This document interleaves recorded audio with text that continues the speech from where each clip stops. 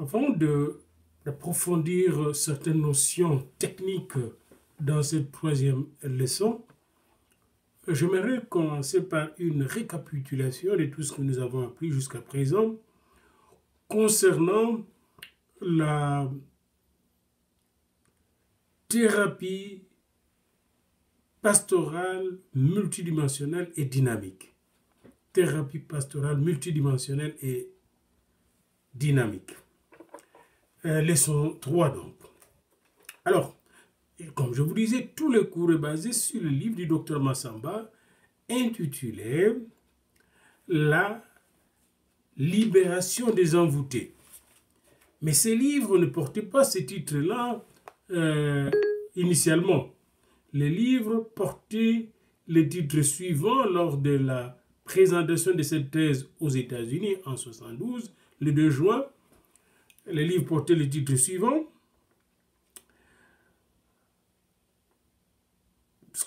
Dynamique psychothérapeutique en Afrique de patients ensorcelés.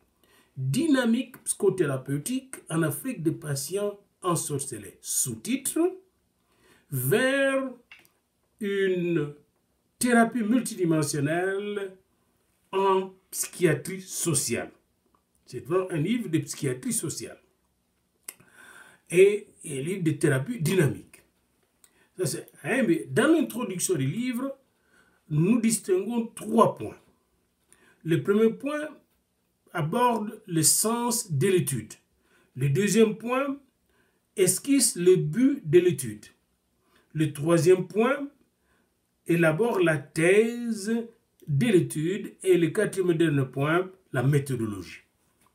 Alors, quel est le sens de l'étude? Le problème qu'aborde le docteur Massamba ici, c'est le problème des envoûtés, de l'envoûtement. Des gens qui se plaignent d'avoir été attaqués par ceux ou celles qui sont contre eux dans leur corps, dans leur profession, dans leur vie, dans leur couple. Alors, c'est ça, les gens qui se plaignent de l'envoûtement. Et c'est très important de savoir que le pasteur Massamba a rencontré ces cas un peu partout, dans l'église, dans les hôpitaux, dans les écoles, à l'université. Il a rencontré des gens qui se plaignaient de l'envoûtement. Donc, le sens de l'étude est là. Comprendre les gens qui se plaignent d'envoûtement et élaborer un traitement dynamique, une thérapie dynamique, des gens qui souffrent mentalement et qui expriment cette souffrance en termes d'envoûtement. Deuxièmement, le but de l'étude. Le but de l'étude est quadruple même, je dirais. Alors, il parle des hypothèses suivantes d'abord. Dans la littérature anthropologique, l'envoûtement, que l'on appelle Kindoki, est souvent considéré en Afrique comme la cause d'un échec, d'un malheur, d'une maladie.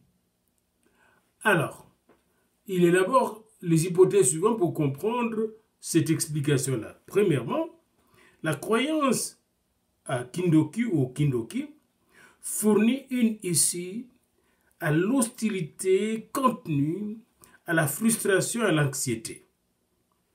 Deuxièmement, cette croyance, ces accusations de sorcellerie sont portées contre des personnes qui sont en tension avec la personne qui les accuse. Il y a tension relationnelle. Troisièmement, la croyance au Kindoki reflète la perception que l'individu se fait des tensions sociales et de leur impact dans la communauté et dans sa propre vie. Et quatrième hypothèse, la croyance au Kindoki sert à souligner ou à dramatiser une éthique sociale par le moyen d'épisodes réels ou imaginés, et le comportement antisocial est attribué soit au Ndoki, soit à la personne envoûtée qui est attaquée. Toi, comment tu accuses ton père ou ton oncle qui va détruire toute la famille? Alors donc, c'est très important de tenir compte de ces hypothèses-là. Et après, il va donner la thèse de l'étude à la page 8. Quelle est la thèse de l'étude? À la lumière de toutes ces observations, voici un peu l'hypothèse qu'il formule et qui sera soumise à l'examen, qui est soumise à l'examen dans son étude.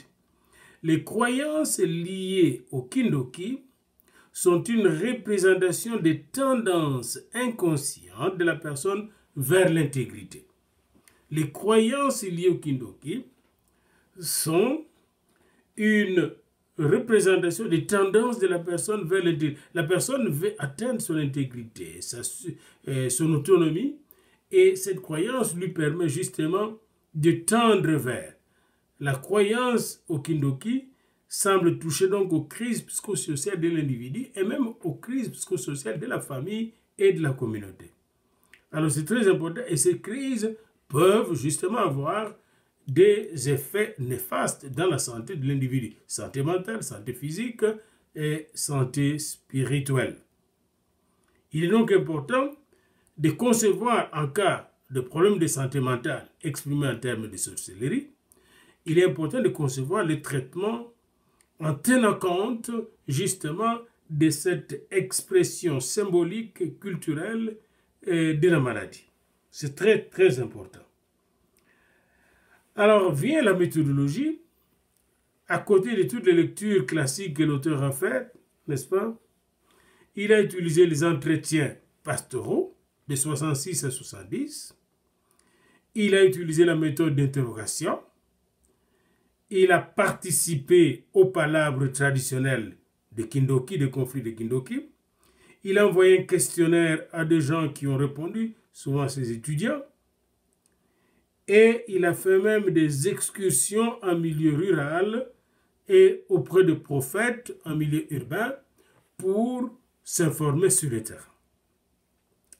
Alors ça, c'était donc dans l'introduction. Et après est venue notre première leçon qui a porté sur deux dynamiques de la sorcellerie. La dynamique de la croyance à la sorcellerie et la dynamique de la cosmologie, et moi je dirais la cosmogonie traditionnelle. Ça veut dire quoi? La dynamique de croyance, c'est que quand vous allez en Afrique, et chez beaucoup de gens qui sont très spiritualistes, rien ne se produit au hasard.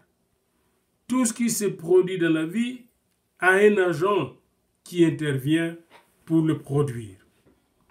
Ok? Alors, les croyances culturelles représentent donc un ensemble donné des catégories de l'expérience liées à des repères intellectuels déterminés qui donnent aux gens d'expliquer l'inexplicable. Par exemple, la cause de la maladie, incurable, etc. Comment l'expliquer? On va recourir aux croyances. Et ces croyances fonctionnent comme des causalités culturelles, n'est-ce pas? Des explications culturelles, des phénomènes inexplicables. C'est la dynamique de croyance.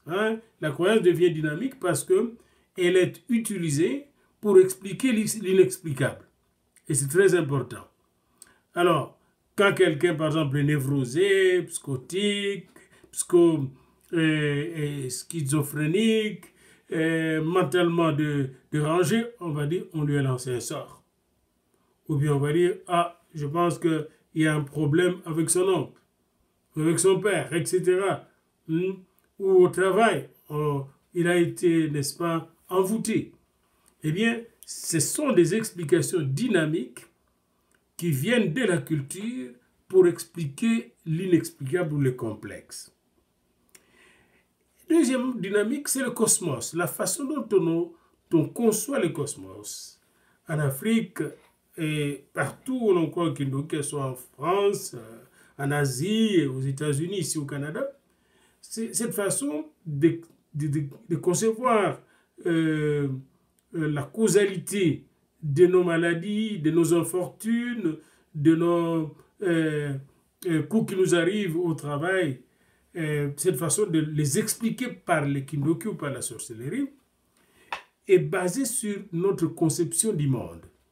Le monde dans lequel nous vivons, selon les gens qui vivent, qui expliquent le phénomène qui leur arrive, les souffrances, les maladies qui leur arrivent par la sorcellerie. Le monde dans lequel nous vivons n'est pas seulement un monde physique, cosmologique. Cosmiquement, nous vivons dans un monde qui est à la fois physique et spirituel. Il y a des phénomènes visibles et invisibles. Et souvent, les forces de sorcellerie vont intervenir au niveau invisible pour attaquer le visible, de façon invisible, sophistiquée ou métaphysique. Alors, donc, cette conception du monde en monde visible et invisible, c'est ce que nous appelons la cosmogonie africaine ou la cosmologie des cultures spirituelles. Eh bien, c'est une façon qui nous joue des tours parce que ça prépare le terrain d'explication du phénomène de la sorcellerie, de ses croyances. Autrement dit, les cadres, la structure matérielle, si vous voulez, l'infrastructure conceptuelle de ces croyances, c'est la cosmologie ou la cosmogonie traditionnelle. C'est-à-dire la manière dont nous concevons le cosmos, le monde. Le monde dans lequel nous vivons est un monde à la fois visible et invisible. Et dans ce monde, nous sommes en relation les uns avec les autres, mais aussi nous sommes en relation dans ce monde avec des forces négatives et des forces positives, avec le bien et le mal, avec la haine et la jalousie. Vous voyez, il y a des paires d'éléments ou de forces qui sont en relation avec nous, et ces paires de forces ou d'éléments, forces, eh bien, sont en lutte les unes contre les autres. Les forces du mal combattent les forces du bien. La haine combat l'amour, n'est-ce pas? La jalousie combat, n'est-ce pas, l'acceptation et de l'autre, etc. Nous sommes dans ce monde-là de lutte entre les forces néfastes et les forces bénéfiques. Alors voilà un peu cette cosmogonie qui au fond constitue la base réelle de la croyance en la sorcellerie. Parce que s'il n'y avait pas un monde où il y a des forces invisibles qui peuvent être néfastes ou bénéfiques, il n'y aurait pas de lutte entre les forces du mal et les forces du bien, on ne parlera pas de sorcellerie. Voilà donc un peu jusque là où nous nous sommes arrêtés. Et maintenant, à partir de ces croyances, ces dynamiques de croyances et de cette cosmologie, Dr Massamba va élaborer, n'est-ce pas, sa thérapie dynamique. Il commence par étudier la conception du monde et comment dans cette conception du monde, on doit diagnostiquer les problèmes mentaux, psychiques, spirituels que souffre l'individu qui se plaint d'ensorcellement. Donc, maintenant, dans la troisième leçon, nous étudions la problématique d'une conception du monde et du diagnostic dans cette conception du monde que nous venons de voir, conception du monde qui postule l'existence de forces invisibles et visibles, des forces maléfiques et bénéfiques, qui sont en lutte dans ce monde, et souvent cette lutte se passe entre les hommes. Les concepts de Kindoki et ses dimensions. C'est le premier chapitre ou la première section de cette première leçon sur la conception du monde africain, la conception africaine du monde, ou la conception spirituelle du monde, et le diagnostic. Les concepts de Kindoki et ses dimensions. La cosmologie perçue par l'Africain est le résultat d'une construction expérimentale, je dirais historique. Elle est devenue une structure pour la définition de l'ordre social, donnant naissance aux croyances sociales. Les croyances pour les Africains ne sont pas seulement les attitudes mentales, elles sont l'expression de la vie personnelle et sociale. Quand un vrai Africain songe quelqu'un qui est en train de l'attaquer dans un rêve, il le voit dans un rêve l'attaquer, eh bien, il se réveille la journée et croit que cela s'est passé réellement. Vous voyez? Alors, c'est important pour lui, cette construction n'est pas seulement une construction mentale, c'est du réel. Alors, maintenant, un Européen qui a analysé un peu la problématique des lanceurs de sorts, et il s'appelle Evan Pritchard, dans son anthropologie sur la sorcellerie, les oracles et la magie, chez les Azandais, publié aux éditions Gallimard en 1972, lui voulait distinguer le jeteur de sorts des sorciers. Et je vous donne ces distinctions que Dr Massamba donne. Selon Evan Pritchard, le jeteur de sorts utilise la magie pour perpétrer ses mauvaises actions, tandis que le sorcier agit parce qu'il a un type spécial de personnalité, de force en lui, ce qu'on appelle le kundu. Diabandoki, le kundu, la poche du sorcier.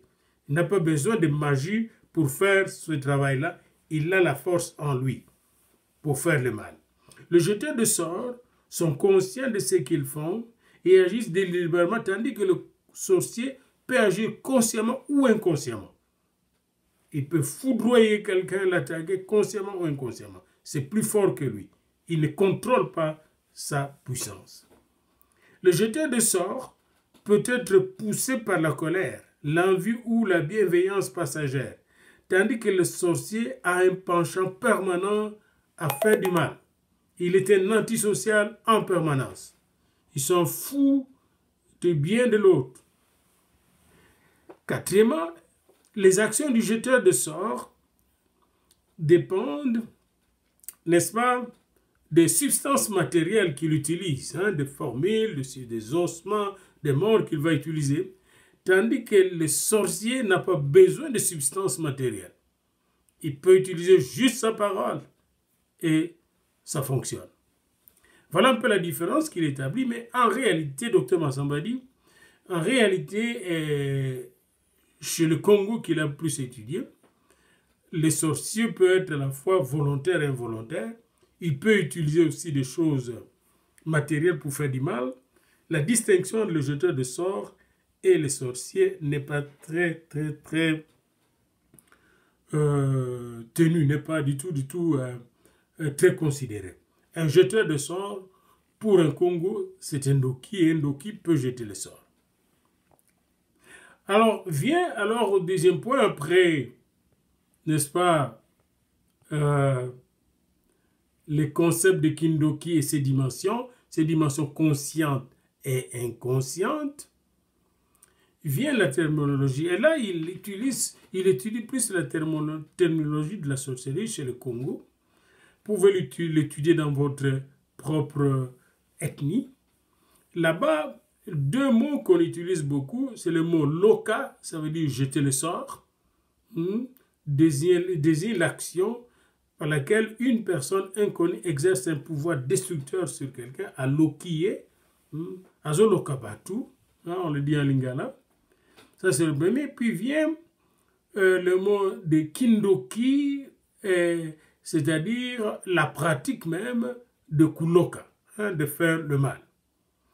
Et là, il y a ce qu'on appelle en Kikongo Nsibu, c'est la malédiction, quelqu'un qui lance des malédictions, et celui qui fait de telles choses, c'est-à-dire qui cible les gens, qui lance des malédictions, est très dangereux dans son verbe.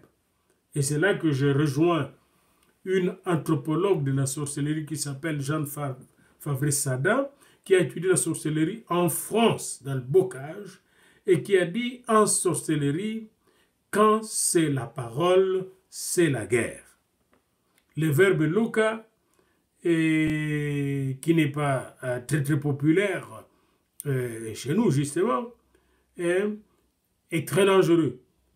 Parce que quand quelqu'un, il loka quelqu'un, un autre, et bien il lance des sorts. Il le maudit. Il le rend malade. Alors il faut tenir compte de ce vocabulaire-là. Ndoki et loka, ça va ensemble. Alors le ndoki, on dit aussi qu'il mange, qu'il dia. la question est de savoir s'il les mange de façon anthropophagique, matérielle ou symboliquement. C'est encore une autre question que vous pouvez poser, un autre vocabulaire qu'il faut prendre avec des pincettes. Alors, deux raisons, selon Massamba, semblent être à l'origine du verbe dia, c'est-à-dire manger. D'abord, vonda, tuer, puis loka, empoisonner. Hein? Et il parle de loka, empoisonner aussi. Hein? Alors, il dit, et ce sont des actes physiques que l'on peut accomplir par des moyens violents. On peut tuer avec un coup de machette, avec une hache, etc. Avec un fusil. On peut empoisonner avec des moyens matériels. Est-ce que ces actes physiques veulent aussi signifier que l'Ndoki peut devenir anthropophagique ou peut-être anthropophagique? C'est une autre question. Comme Dia appartient au domaine psychométaphysique pour du dévorer, le patient peut réagir par des procédés de réaction, hein, et dire il veut me manger, pour dire il veut me faire mal, il veut m'anéantir, il veut me neutraliser. Nous ne savons pas réellement ce qui se passe. Il y a certains Ndoki qui disent qu'ils participent réellement à un repas rituel. Deuxièmement, l'échange de nourriture entre les membres d'un même clan appartenant aux règles de la vie traditionnelle. Et de plus en plus, là où il y avait le kindoki, les gens avaient peur des échanges de nourriture parce qu'ils disaient que c'est à travers la nourriture qu'on transmettait le kindoki. Le kindoki désigne un pouvoir, le pouvoir que possède le ndoki. La sorcellerie, c'est un pouvoir que possède le sorcier. Le pouvoir de faire du mal à d'autres personnes. Le kindoki désigne aussi la conscience qu'a le patient de son envoûtement. Un patient qui est kindokisé, si vous me permettez le terme, se sent envoûté, se sent étouffé, se sent neutralisé, dérangé, troublé par une force étrange, négative, et on dit que, justement, il a été envoûté. Et certaines, Bakongo veut dire, il a été envoûté. Loka, lokwa ka lokole, hein, ka lokole. Uguntia kindoki kena. On l'a envoûté, il est sous le coup de l'envoûtement. Le mot kindoki est utilisé donc comme à la fois la puissance d'envoûter et la conscience d'être envoûté. Puissance d'envoûter pour le ndoki et conscience d'être envoûté pour celui qui a été kindokisé. D'où le titre du livre, La libération des envoûtés. Troisièmement, la théorie de Kindoki. Après avoir vu le concept de Kindoki et ses dimensions, la terminologie. Deuxièmement, troisièmement, les théories sur le Kindoki. Le Kindoki n'est pas à confondre la magie. Magie et sorcellerie sont deux phénomènes différents qui ont bien fasciné le monde. On parle de magie partout. Hein? Même les chrétiens parlent de magie. Simon le magicien se trouve dans Acte 8. Trois théories de base ont été évoquées comme explication possible de la croyance au Kindoki. Première théorie, la croyance au Kindoki est un moyen d'exprimer la haine, l'hostilité, la frustration, l'anxiété qui ont été réprimées.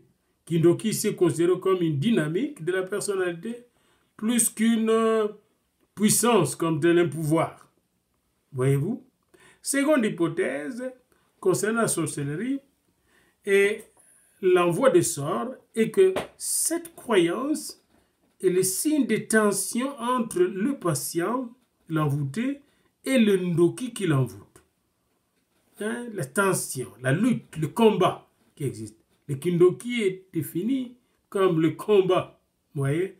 C'est la théorie de la lutte du combat entre le ndoki et le ndokisé, si vous voulez, la personne qui est attaquée. C'est la deuxième hypothèse. Troisième hypothèse, concernant la croyance en la sorcellerie et l'envoi des sorts, Cette troisième méthode s'est centrée sur le rôle qu'elle joue, que la société joue, de par sa dramatisation et son renforcement de l'éthique sociale.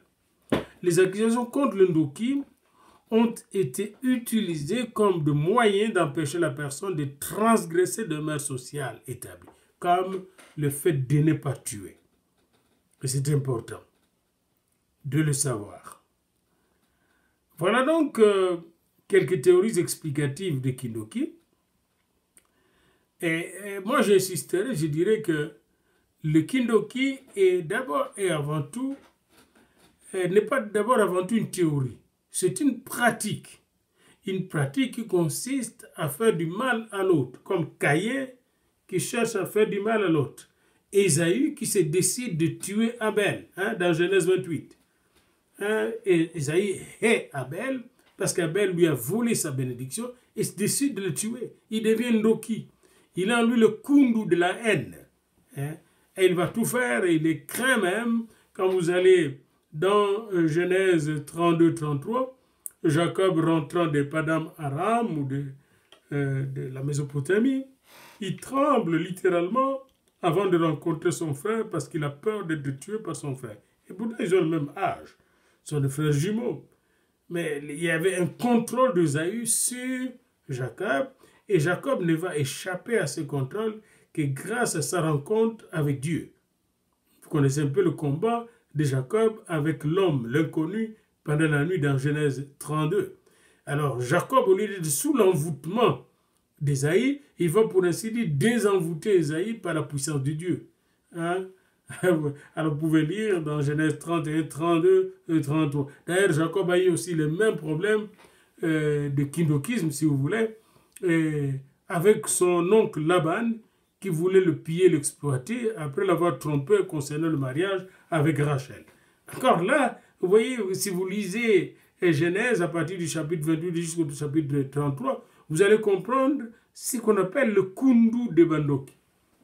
Et plus tard, nous allons voir ce qui lance le sort. Et dans le livre de Nombres, nous pouvons voir Balaam en train, n'est-ce pas, d'être utilisé par Balak pour lancer le sort contre les enfants d'Israël, mais il ne parviendra pas. Il ne peut pas faire le Kindoki parce que ça ne fonctionne pas avec Dieu qui bénit et qui protège le peuple d'Israël. Quatrièmement, le Kindoki, donc ici, nous avons déjà vu rapidement dans cette troisième leçon la dynamique des croyances, l'Africain et le cosmos. Et là, nous avons commencé à aborder une conception du monde et le diagnostic. Et dans cette conception du monde et le diagnostic, nous avons regardé le concept de Kindoki et ses différentes dimensions, la terminologie de Kindoki, Loka, etc. Les théories de Kindoki, certaines pensent que le Kindoki, c'est plutôt une théorie pour expliquer les tensions qui existent à l'intérieur d'une communauté entre les individus. Moi, je vais plus loin.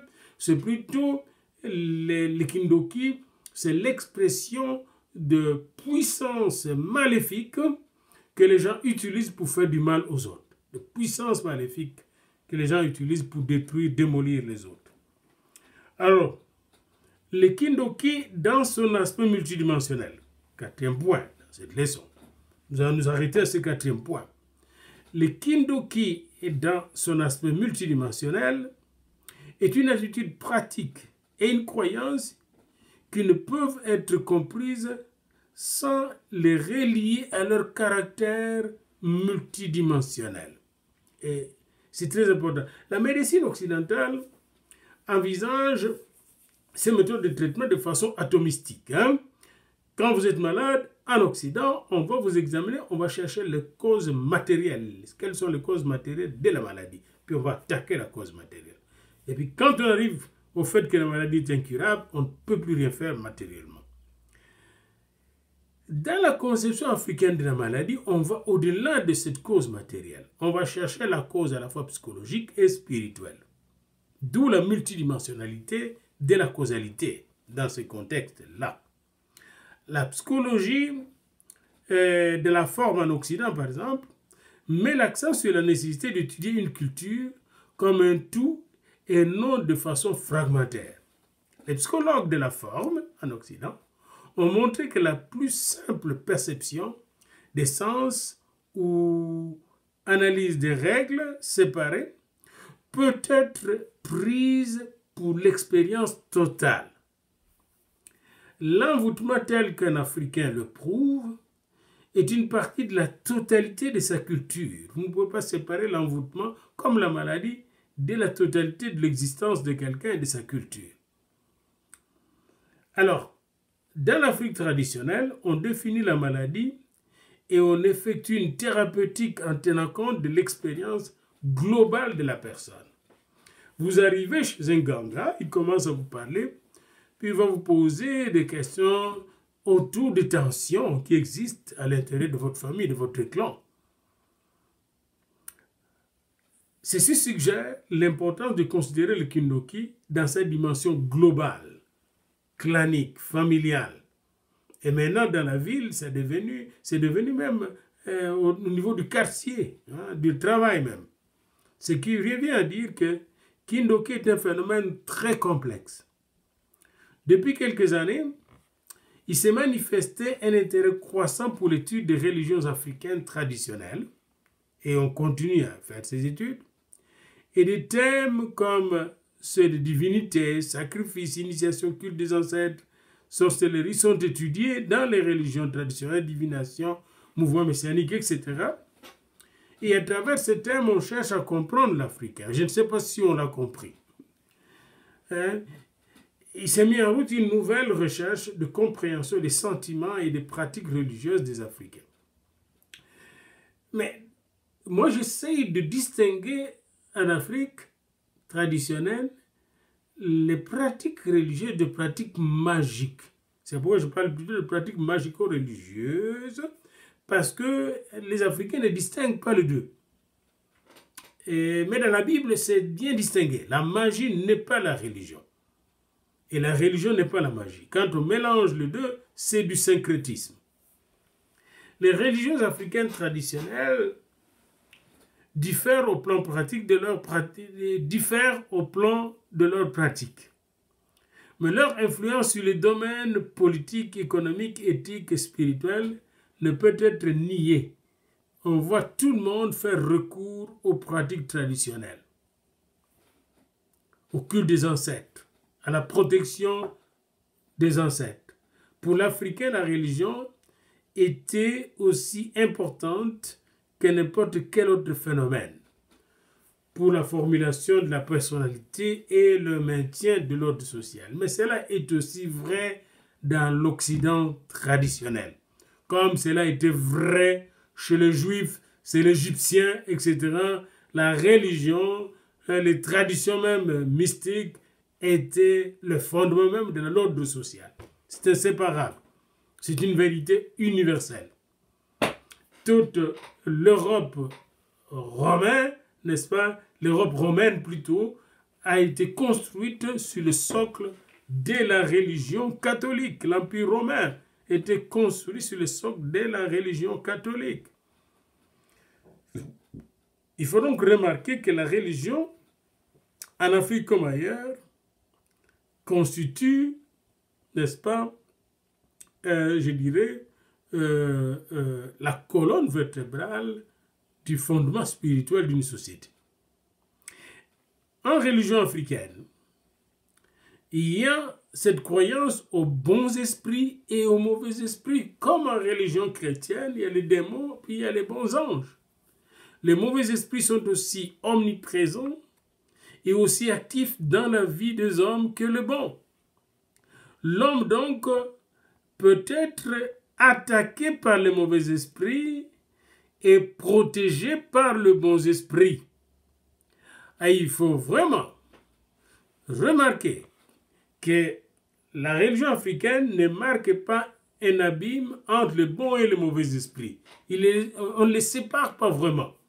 Et c'est là qu'il faut être très prudent lorsqu'on vous parle des esprits dans le monde africain.